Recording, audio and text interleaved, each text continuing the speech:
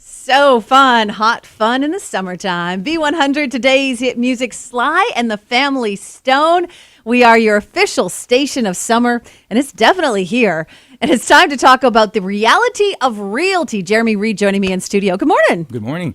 This is a nice chair. I know you're in Rich's chair. You're kind of liking the space, This hey? is great. You're like, I could just move right in here. That's pretty awesome. Okay, so today we're going to talk about what's going on in the market right now. Yeah. So there's just been a little bit of different conversations that have been happening in the last. Little rumors starting and spreading, and it's like, okay, guys. Yeah. Let's talk about what's really going on. Yeah.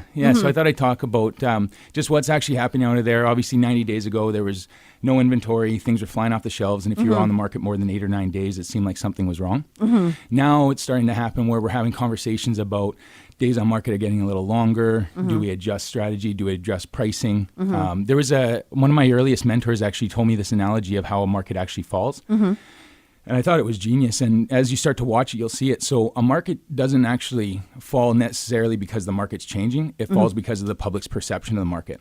So Interesting. yeah, so let's say you've got 4 people that list their home and they all have similar houses, similar features, and you'll see them all come on at similar prices. And what ends up happening is 20, 30 days go by and one of them is really motivated. They have a transfer, or maybe they're sick, and they'll drop their price down. Now, let's say they drop by like $20,000. They'll usually get picked up right away, but now the other 3 are sitting up there going, holy cow, what do we do now? So now you'll see all 3 drop down, and now one of them gets motivated and takes another one, 10,000. Then those 2 go down, and the last one holding the bucket is usually the one that gets the worst price. Right. If you take a look, that trend will happen in areas because someone gets motivated, drops, and everyone has to chase down, and you saturate your market. So what's kind of happening now is as the days on market go on, it's not that the market's bad or it's shifting. It's just it's summertime. Things get a little bit slower around this time. People are holidaying. That's right. And so Simple, right? That's exactly right. Showings aren't as frequent. So 3 of the scenarios that I've had happen in the last couple of weeks that I wanted to talk about is the 3 scenarios that sellers will find themselves in, and it can kind of relate to whether it makes sense or not to adjust strategy. So the first one was a place that I had out in Brock. We went on, it was 76 days on the market. We had been keeping in touch the whole time. Showings were kind of slow, but we knew our price was justified. If you think about it, that's a lot more than 6 weeks, like I'm usually talking about. But it was a strategy. We knew we were there. 77th day came in, 2 buyers came at the same time, multiple offer, and we went over asking price. Nice. So sometimes you need to just take a look at the market and say, okay, it's not happening as quick as we thought, but we're still justified. There's still buyers coming in. The price is still good. Yeah, so let's just hold on and make some time. Second scenario that I had come up that sellers may find themselves in is they're getting showings, but they're not getting offers. And so this happened with a townhouse that we're currently dealing with, actually, and the price is awesome. She priced it perfectly, I think. We took a look at the competition. Everything's great.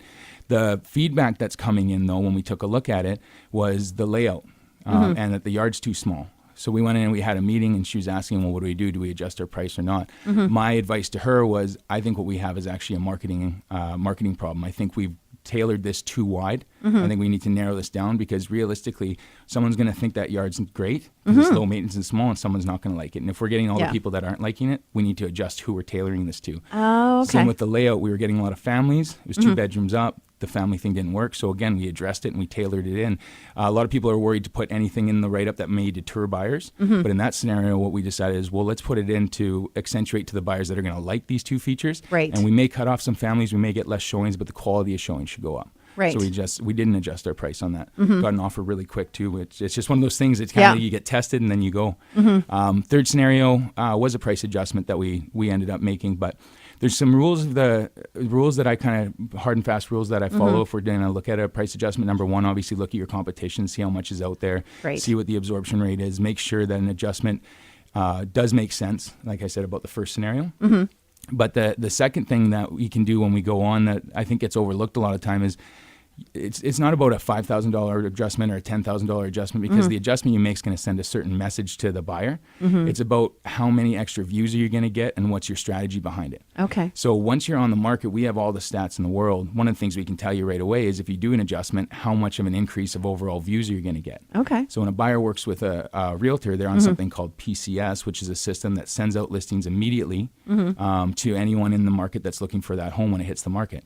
Once we actually launch onto the market, we can see how many we're matching with. And if we do an adjustment, we can see how many new buyers we're going to get. Okay. So kind of a hard and fast rule that I say is ideally, depending on where we're sitting, if you can get a 5% increase in your overall views, that makes a lot It's of sense. worth it. That's a lot of new buyers, and you're reintroducing to the old buyers.